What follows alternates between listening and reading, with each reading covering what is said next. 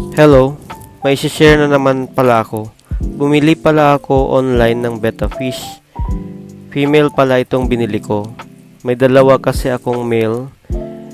Yung breed naman nito ay hindi ko alam kasi baguhan lang din ako sa pag-aalaga.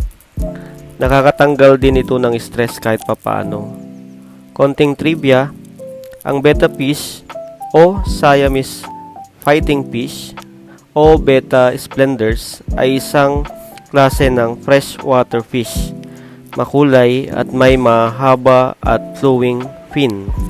Territorial at aggressive ang mga ito, kaya nga tinawag na fighting fish. Kaya hindi sila pwedeng ipagsama sa isang tangke.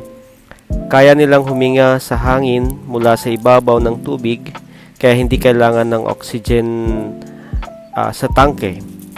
Kahit na mababaw ay kaya nilang mabuhay.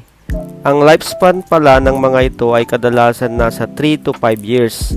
Mas gusto nila ang warm, fresh water sa tangke. Pero, pwede rin naman ang nawasa. Basta, i-stock muna ng 3 to 5 days para mawala ang chlorine. Sa tangke nila, mas okay kung nasa 5 gallons ang tubig. Carnivorous pala ang mga ito. May ilan na pinapakain sila ng kitikiti. Kung gusto mo nito, nandyan sa yellow basket ang link sa baba. Yun lang.